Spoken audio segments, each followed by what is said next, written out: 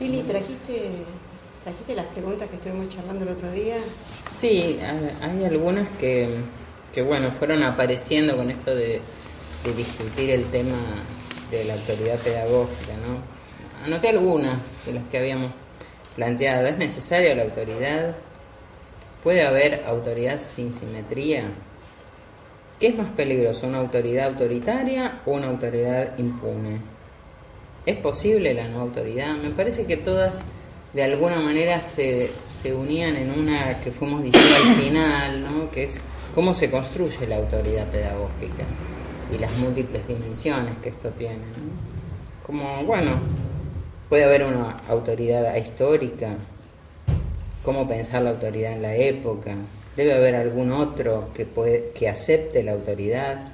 Bueno, estas eran un poco las cosas que el otro día habíamos empezado a plantear para discutir sobre estas escenas. Y quizás estaría bueno aclarar que no queremos contestar las preguntas, ¿no? Que las preguntas son para pensar entre nosotros y que no vamos a hacer un ejercicio de contestarlas una a una, sino pensar.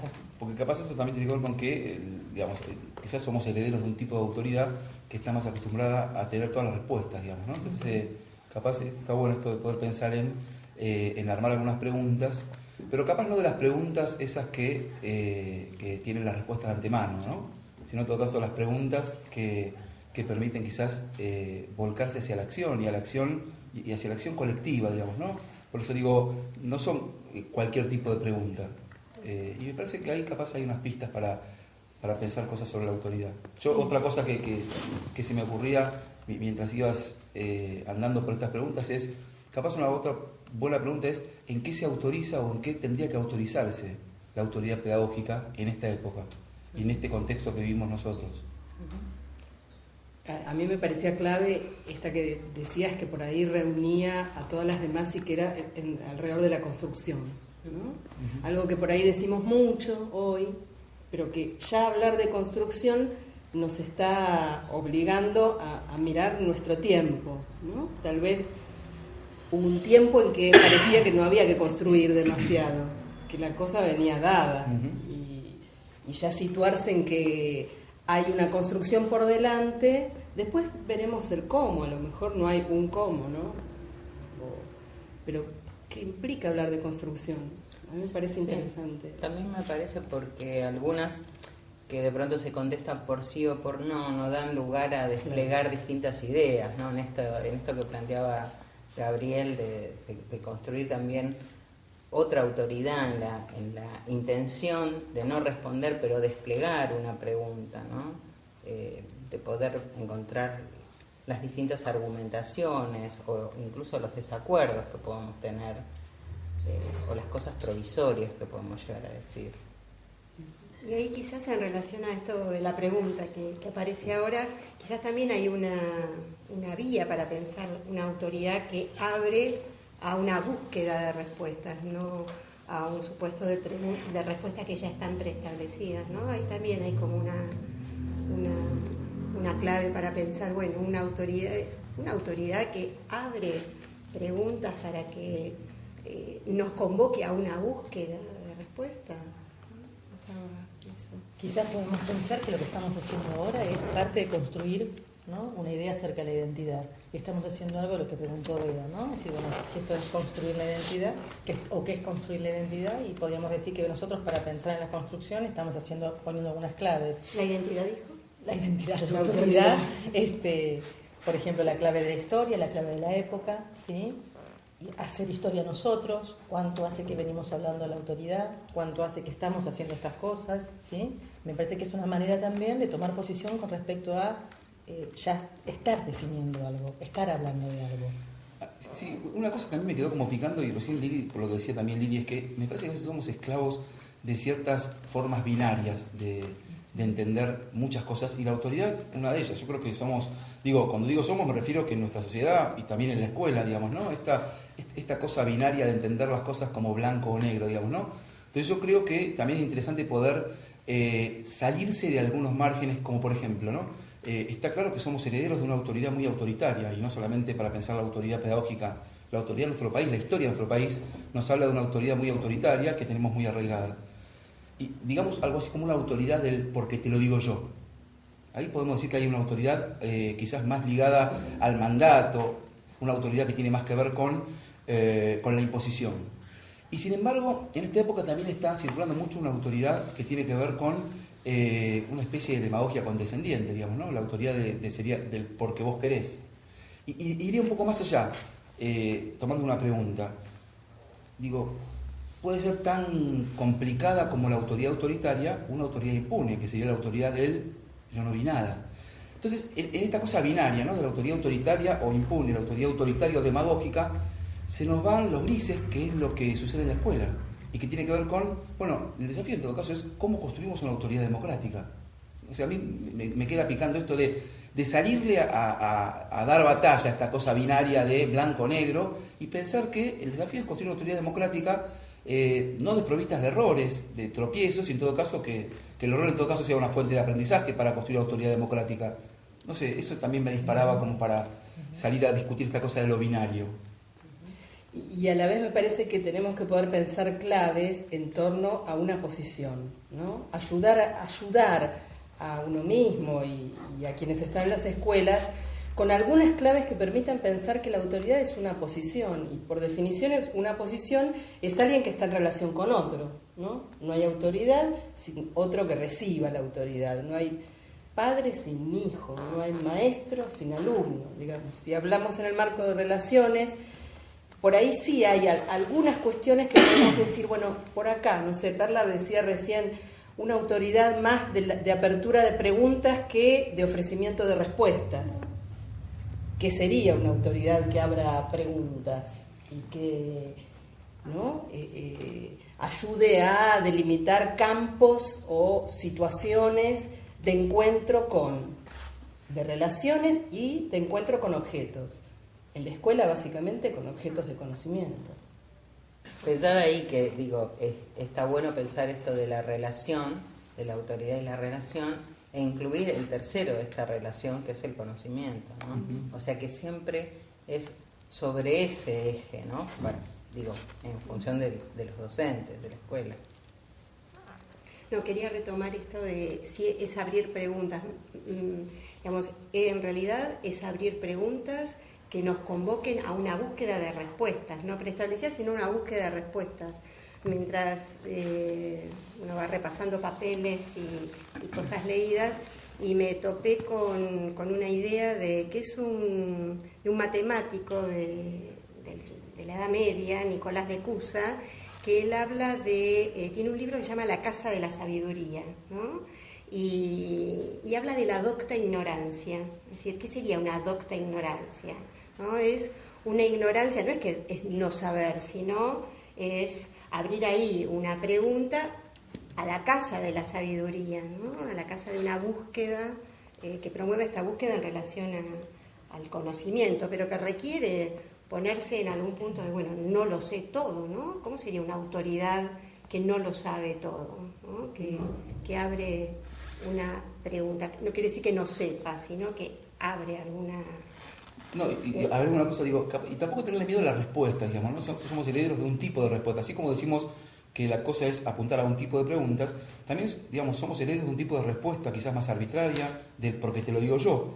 Y en este sentido me parece que es interesante poder estar dispuestos a otros desafíos, digamos, ¿no? Quizás a desafíos no tan previsibles, que es aquello que está tan instalado en la dinámica de nuestras vidas, también en las escuelas. Poder también estar expuesto a aquello que tiene que ver con lo imprevisible. Y lo que sí capaz, yo diría como una cuestión no negociable, pero en el sentido de algo necesario, es que creo que estaríamos de acuerdo en pensar que para que exista una autoridad pedagógica tiene que haber asimetría. Creo que ahí no estamos de acuerdo, tiene que haber asimetría. Uh-huh. El gran problema, y tomo lo que decías antes, es que la asimetría no viene dada. Entonces el problema en todo caso es que si aceptamos que la asimetría es condición necesaria, hay que proveerla de significado, hay que ponerle contenido, porque, digamos, ya no alcanza con eso que decía François Dubet, buscando también algunos autores, de que el efecto institución, esa especie de respaldo automático que dotaba casi de una especie de poder absoluto a un docente de otra época, no es tal. Por lo tanto, en todo caso, habrá que ver cómo hacemos para dotar de contenido a esta asimetría. O sea, ¿de qué tiene que estar hecha la asimetría para que funcione cuando aparte sabemos que ya no hay más recetas universales?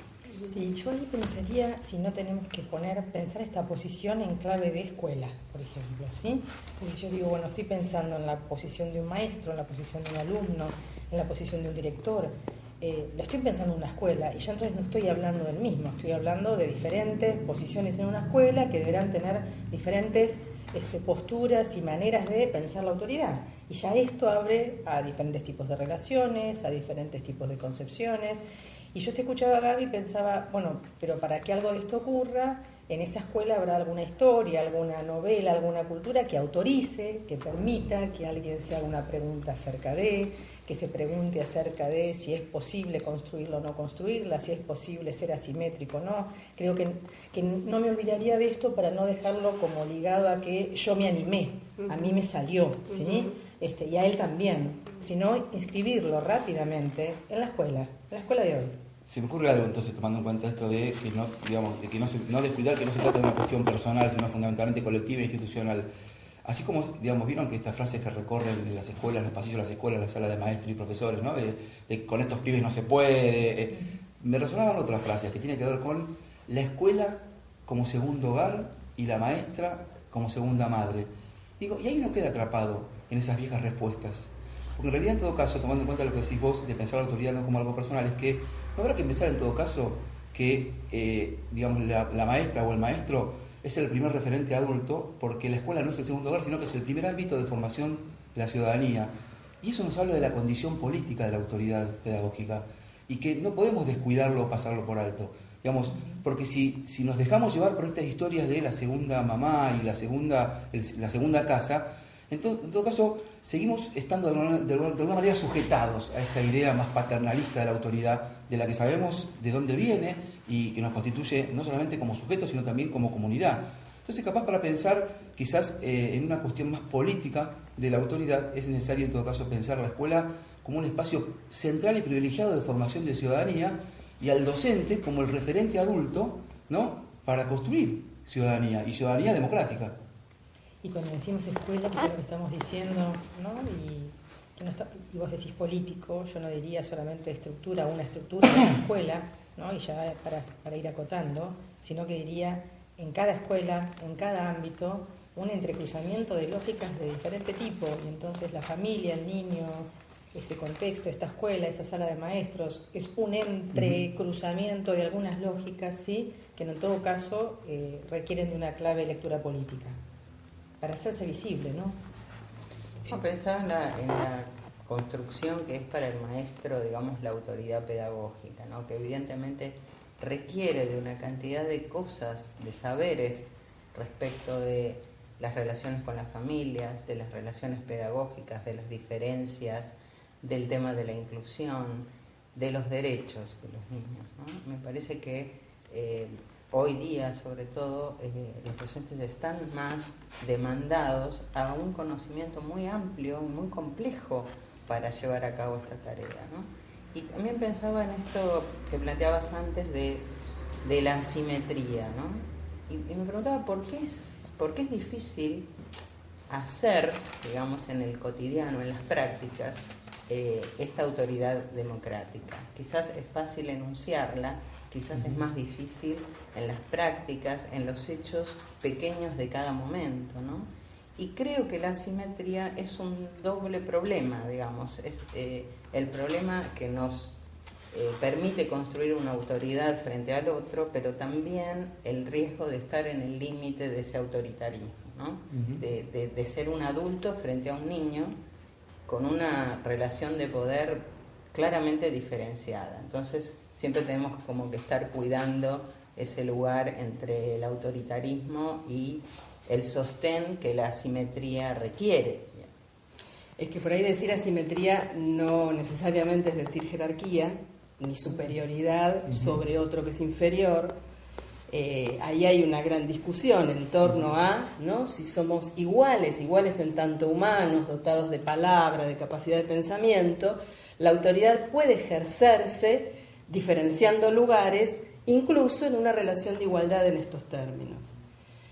Por supuesto que un maestro no es idéntico a un alumno. Hay una igualdad allí que les permite entenderse. Ahora, asimetría para mí es diferencia de lugares y es hacerse responsable, tomar a cargo una situación.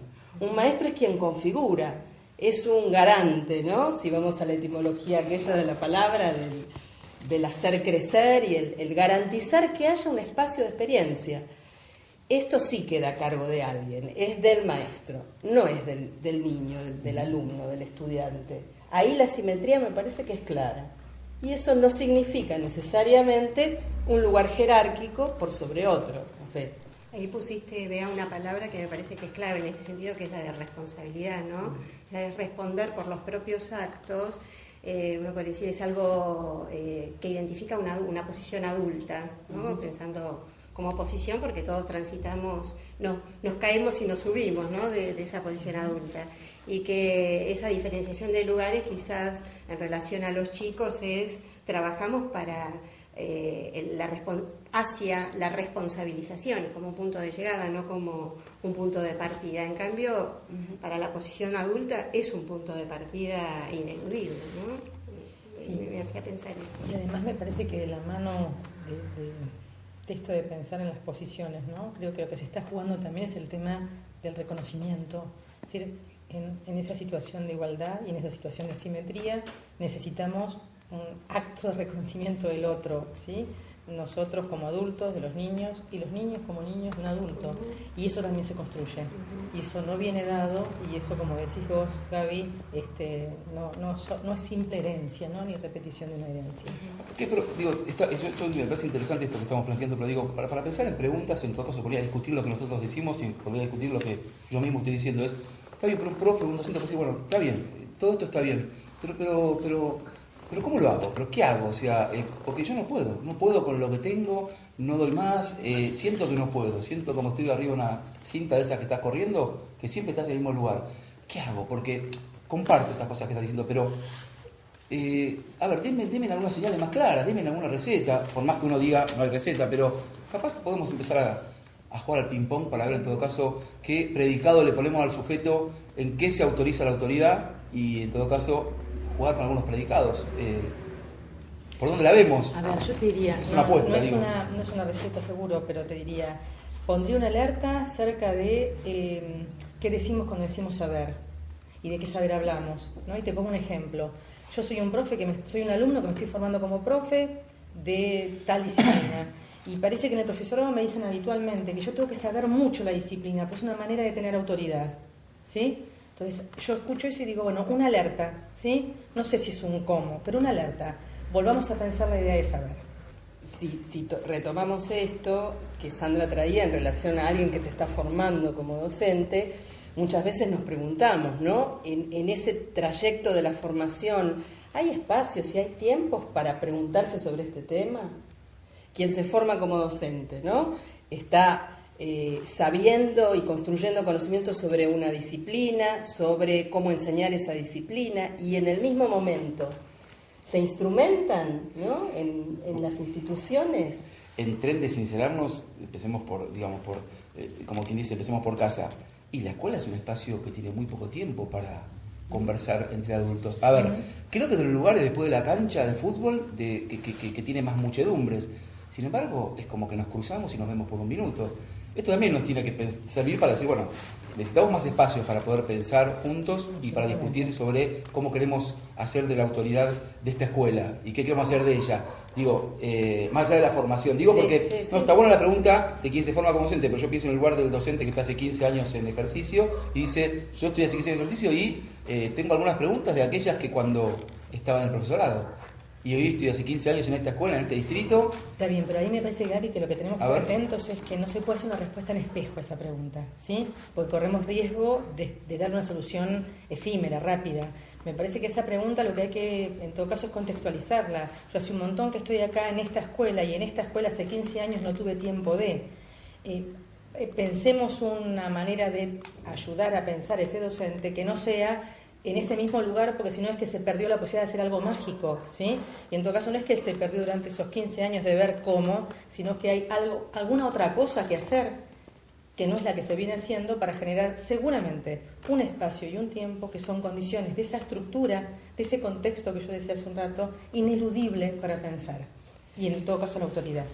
Ahora, si querés, voy a algo del orden de la experiencia de recorrer escuelas medias, y cuando hemos tenido oportunidad de reunirnos, profes, tutores, coordinadores, distintas personas y posiciones dentro de la escuela, empiezan a aparecer los matices en las relaciones con ese grupo de alumnos. Como vos decías, con estos no se puede, con primero, segunda, tal cosa. Bueno, digo, los adultos contrastando sus maneras de mirar, de relacionarse, qué hice, qué no hice, qué desplegué para generar confianza en estos chicos que parecen venir como en realidad muy autodesconfiados de lo que ellos pueden en la escuela.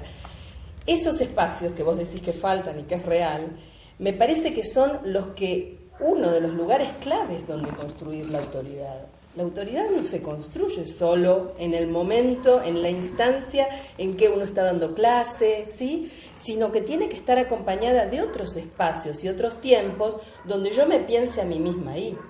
Y para eso necesito otros, pares, colegas. Me remite a la idea de formación de Ferri, ¿sí? Formarse es un desarrollo personal de cada uno, donde los otros son todos intermediarios, no hay vuelta ahí, y los intermediarios son esos que entran hoy maestro, mañana familia, pasado el diseño curricular, la capacitación y el encuentro con el capacitador. Y yo pensaba, a ver, estamos hablando de la escuela de capacitación, ¿no? Y hablando de la escuela de capacitación, ¿por qué no pensar que un espacio de trabajo con un capacitador es un espacio en el cual alguien tiene condiciones de tiempos, espacios, dispositivos para pensar algunas de estas cosas, ¿no? Entonces, yo entiendo, Gaby, la premura a veces de necesito ya, o me pasa esto, o hace 15 años tal, pero creo que algo que podríamos también poner como clave de lectura para eso, y repito, no para encontrar un cómo, es que todos necesitamos encontrarnos con otros en diferentes espacios, que a veces no son el espacio cotidiano del aula, ni son el espacio cotidiano de la escuela, para poder traer esa escuela a mi relato, para poder traer ese aula a mi relato, y con otros, ¿sí? Y con otros, y ahí jugando con el saber experto de alguien, con la experiencia de otros, ¿sí? Y cuando digo saber experto de alguien, no digo de fulano de tal que te tocó como capacitador, sino también de la historia de una escuela de capacitación que tiene un recorrido hecho, ¿no? Mientras hablaban sobre la cuestión del encuentro, ¿no? Como un espacio necesario para que ese chico o ese grupo se convierta en muchas palabras de muchos, ¿no? De pronto una directora que reúne a 2 maestros en relación a un chico que todos dicen que es insoportable, y el profesor de música dice, pero acá es fantástico. Es decir, ahí hay como un quiebre en relación porque no era el insoportable, no era Juancito, que de pronto tiene afinidades con la música. Eso me parece que tiene un valor, coincido. Me hacía pensar en algo más, ¿no? Esos espacios que a veces los hay, como las jornadas institucionales, y que muchas veces quedan como vaciadas, o que no, ¿qué hacemos? ¿No? Nos toca, pero bueno, hay que llenarlas. Pensaba en eso, ¿no? Y avanzando, que ni la receta, ni el vacío, y pensaba que tal vez acordar con algunos principios de trabajo, ¿no? Principios que pueden ser, por ejemplo, algunos de los que conversábamos antes, o hasta aquí. Bueno, un principio puede ser, para poner en discusión en el colectivo, el día de la jornada, ¿la autoridad es asimétrica necesariamente? Bueno, ¿en qué sentido? ¿En qué consistiría esa asimetría? Bueno, como acordar con algunos principios como la brújula, ¿no? Que nos vayan orientando y ponerlas en discusión, ¿no? Parecía interesante el ejemplo que traías de lo que el profesor de música podía ver distinto, ¿no? Por poner un ejemplo. Pero digo, es necesario que haya un espacio donde sea posible compartir las distintas miradas y no ir todos detrás del estereotipo de fulanito no se puede nada, ¿no? En este sentido me parecía que el fragmento de la película de Todo comienza hoy era interesante para ver esto, digamos, cómo con esos chicos sí se puede, porque es un contexto muy difícil de todos padres que no trabajan, y sin embargo la escuela está ahí sosteniendo, digamos, sobre las diferencias y poniendo, digamos, una posibilidad de democratizar el saber y el conocimiento, ¿no? Y el único lugar de acceso para esos chicos, como que si esa escuela no está, no es posible.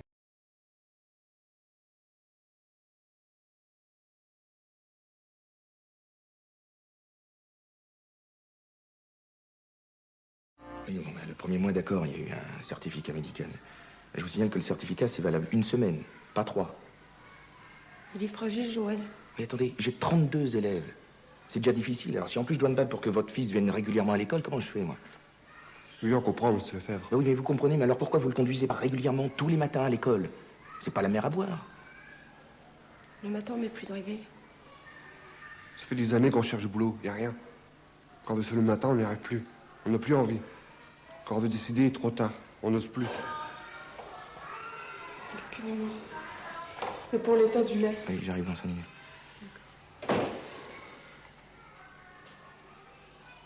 Oui, je comprends.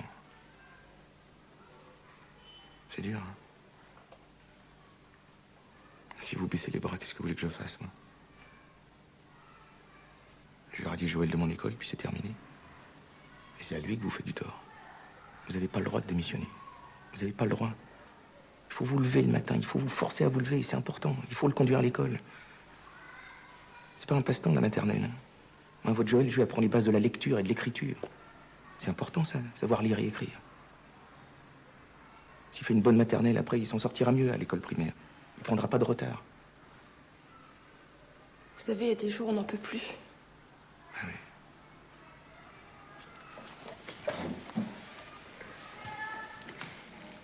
Il est formidable, Joël. Formidable.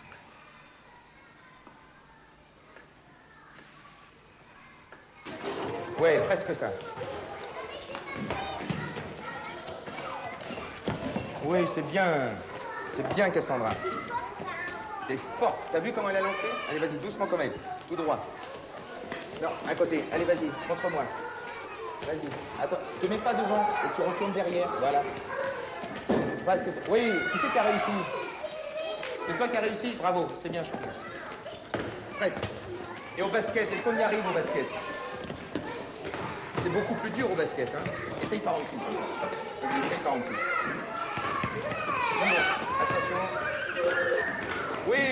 Hey, bravo Maxime. Vous avez vu comment il a fait? Attends, remets-toi derrière. C'est pas une raison non plus pour... Allez. Allez voir dans les moteurs. Je crois que c'est grave. Je reste ici, je garde les enfants. Bon, ça qui jouer.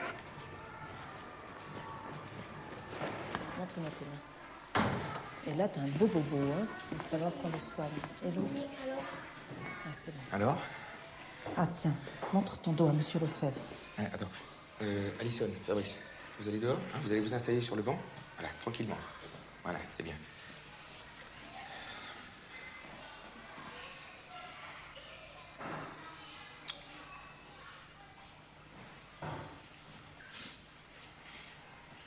Ouais, Jimmy, qu'est-ce qui s'est passé? T'es tombé? Non? Et qui c'est qui t'a fait mal? Personne. T'es sûr? Et tu t'es battu? Non? Qu'est-ce que vous en pensez, Monsieur Lefebvre? Ouais, j'en sais rien. Tu refais voir ton dos, hein? Non, il y a bien des marques, mais elles sont atténuées. Tu peux pas faire un signalement avec ça. Il faut me le dire, Jimmy, hein, si quelqu'un te fait mal. D'accord? Personne n'a le droit de te toucher. Personne. C'est comme ça. Ni moi, ni Cathy, ni papa, maman, personne. Personne n'a le droit de te faire mal. Hein? Es necesario trabajar en equipo para eso. O sea, un docente solo no puede, y creo que nadie ya a esta altura de los acontecimientos piensa que podría hacerlo. Siempre es con otros, siempre es compartiendo la pregunta con otros, siempre es revisando lo que se hizo antes, que podría haber sido de otra manera. También la autoridad se puede equivocar y también puede pedir disculpas frente a la equivocación. Digo, esa quizás es la mejor muestra de autoridad, el poder volver con la reflexión sobre uno mismo, preguntarse sobre lo que hizo o dejó de hacer y pedir disculpas en el caso de que uno se haya equivocado.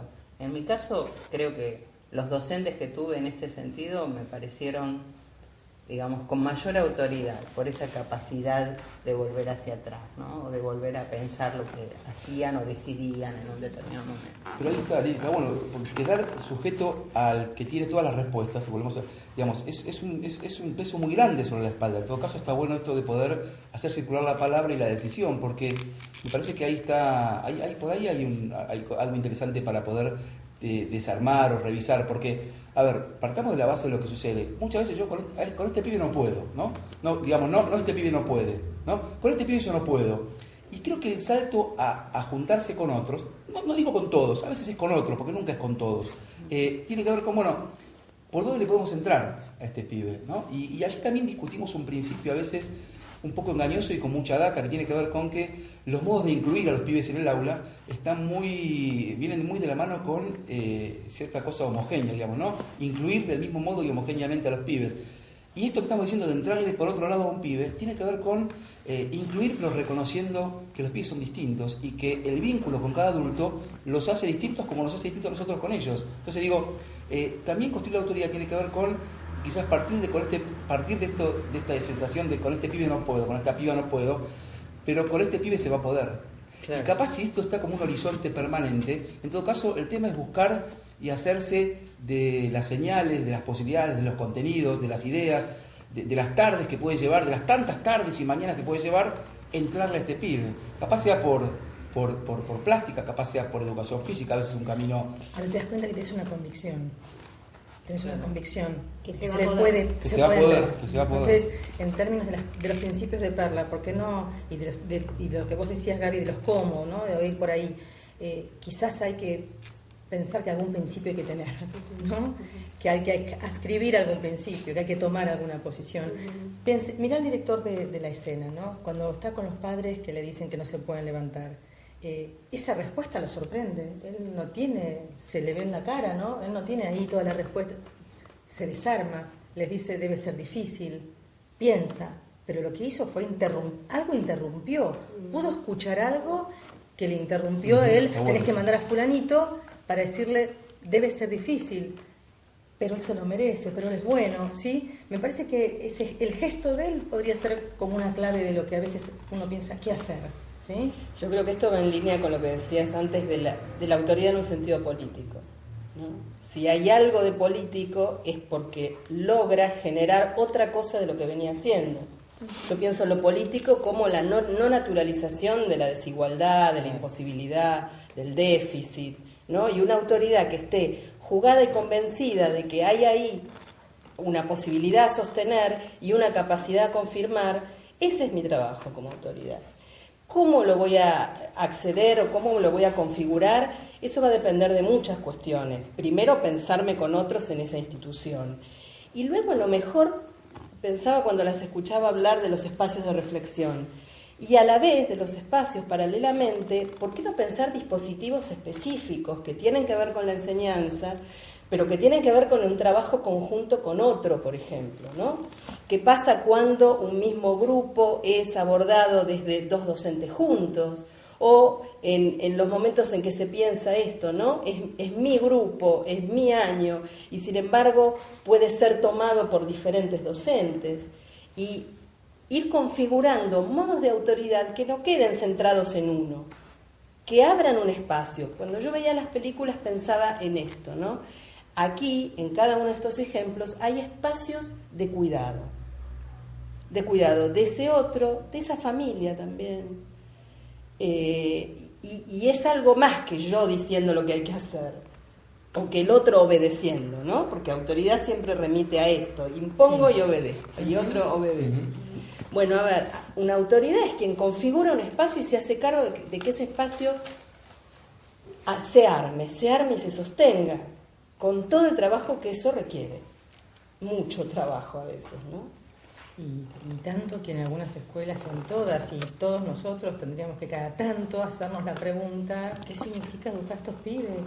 ¿Qué significa? Que si estamos todos tan seguros, si estamos tan de acuerdo, si queremos pensar lo mismo, si no está bueno cada tanto, ¿no? Reinstalar la pregunta, interrumpir un poco, Porque que se dé cuenta el profe de música que para música es bueno, ¿es porque va a ser músico? ¿Es porque tiene algo de música que se lo puso la mamá y el papá? ¿O es porque es en el marco del proyecto de una escuela que está enseñando? ¿Y no se tratará de otro principio, darle centralidad a la enseñanza? Absolutamente. Yo pensaba, me imaginaba, bueno, ¿y qué principios tendría este director de escuela, el de Todo Comienza Hoy, que lo lleva, porque uno cuando está actuando, los principios trabajan en uno, ahí, en acto. Después será ese momento de rebobinar la reflexión y ahí se verá si ese principio se sostuvo, pero sin que uno se dé cuenta en ese acto, ¿no? Entonces pensaba qué es lo que hace que él interrumpa una inercia. Esto me parece que algo de esto mencionabas vos recién, ¿no? Llevamos inercias de nuestras propias trayectorias, y vos cuando confundías identidad con autoridad, es que tenemos como nos identificamos con determinados tipos de autoridad. Y la verdad que declinar determinadas identificaciones o identidades en relación a qué es una autoridad, y es doloroso, es difícil, por eso el hacerlo entre varios hacía la cuestión. Pero yo me preguntaba en relación a un principio, en relación al trabajo con las familias, que es un tema caliente, digamos, en las escuelas. Yo pensando en la escena de la película, ahí el director no hace un reenvío a la familia para que, ves como con esa familia no se puede, entonces, bueno, el chico que se porta mal se llama rápidamente a la familia, es como reenviarlo al lugar del problema, en ese caso, ¿no? La inercia sería, con la familia tenemos que estar de acuerdo. Y si nos remontamos a la historia de nuestro sistema educativo, en realidad, cuando se educó a los inmigrantes, a algunos había que traerlos con la fuerza pública, es decir, la escuela se diferencia siempre. Y es como darle una otra oportunidad de construir otro tipo de autoridad, ¿no? Me parece que eso hace el director cuando dice, bueno, pero su hijo es formidable y yo necesito que venga acá para que yo pueda hacer algo, ¿no? Pero es algo distinto a los límites que usted puede, porque está atravesado por la desocupación o lo que fuera. Yo creo que si hay algo de un principio en juego ahí, es una mirada de habilitación, ¿no? A la que uno no renuncia, digamos. Sería como esos irrenunciables, ¿no? Mirada de habilitación, ¿qué es esta? Es formidable, o vos podés, contra todos los diagnósticos. Y más allá de lo que trae, con qué mochila viene cargada el chico, ¿no? Y lo de la interrupción me suena interesante, porque si hay algo con que rápidamente se relaciona autoridad, es con sostenimiento de un orden dado, ¿no? Como si uno dijera, bueno, la autoridad lleva sobre sí la responsabilidad de mantener un orden. Y acá casi lo podemos pensar a la inversa, como quien interrumpe un orden que no es el deseable. Pero para crear otro orden. Para crear otro. Un orden para crear otro, ¿no? Sí, pero a veces es como necesario desordenar para que eso ocurra. Para encontrar otro más atinado para la época. Me parece que ahí el profesor trabaja sobre dos principios que está muy convencido. Uno es que ese chico puede, que esa familia va a poder, entendiendo lo que le pasa, pero además que la escuela tiene mucho para ofrecer y que él tiene mucho para hacer ahí. Y por eso lo puede defender de esa manera también, y apelando al derecho de los niños de estar ahí, ¿no? Pero creo que también tenemos que trabajar sobre ese convencimiento de qué es lo que la escuela ofrece y por qué es valorable. Creo ahí que él, en un momento, creo que apela al tema de la lectura y la escritura, ¿no? Que ahí en el jardín no es lo único, y creo por lo que es todo el film, que él sabe que es mucho más que eso, pero también sabe quién es el interlocutor que tiene enfrente, y entonces apela a eso que probablemente siga circulando en el imaginario como aquello que seguramente nos va a correr del lugar de la ignorancia o del lugar de la exclusión. Que en la escena del profesor de Todo Comienza Hoy aparecen múltiples interrupciones, ¿no? Y esto es bastante cotidiano en la escuela, y me parece importante destacar que el guión de esta película está hecha sobre un docente que registra su práctica cotidiana y que la tiene documentada. Entonces aparece todo esto que es como muy real y que provoca mucha identificación con el docente. Me parece que ahora que decís, Lili, está bueno traer esto de un director que relata su práctica y fíjense qué interesante que uno podría pensar en un relato donde se encuentra un yo ahí, yo hice esto, yo hice aquello, yo pude con esto, no pude con aquello, ¿no? Como autocentrado o autorreferenciado. Y sin embargo es un relato que todo el tiempo lo que hizo fue mostrarnos una escuela con todas sus condiciones, con todos sus límites, con sus otros yo, con sus otros discursos, ¿no? Entonces, qué manera interesante de relatar una práctica, ¿no? Qué manera compleja de relatar una práctica. Porque esto también es un tema, ¿no? Es decir, cómo uno da cuenta de su práctica y a veces da cuenta de su práctica y dice, yo no puedo, yo tendría que poder, es que él no puede, entonces tendría que tener. A ver, entonces, ¿cuál es el movimiento? Que él llegue a un lugar donde supuestamente es un punto de llegada, donde yo llegue también y ya. Y la escuela y las otras condiciones, ¿no? que tenemos en la escuela, las otras posiciones, un dispositivo, un proyecto formativo, la centralidad de la enseñanza, el espacio, el tiempo, los recursos, todo eso hace escuela. Vuelvo al tema de las preguntas, digamos, ¿no? En el sentido de que quizás preguntas que permitan, de una situación confusa, de esas que son complicadas, de esas que no podemos ponerle nombre, de esas que tienen que ver con muchos malestares, que de esas situaciones hagamos un problema, tiene que ver con algún tipo de preguntas. O sea, a veces algunas preguntas nos permiten convertir en problema estas situaciones que se nos hacen insoportables. Y me parece que armar una pregunta que nos lleve a pensar un problema, no digo que sea resolver, pero es empezar a tener algunas puntas para resolver uno o más problemas. Y creo que ahí hay algo que tiene que ver también con un motivo para juntarse con los otros. A veces formular de estas situaciones un problema tiene que ver también con construir la autoridad.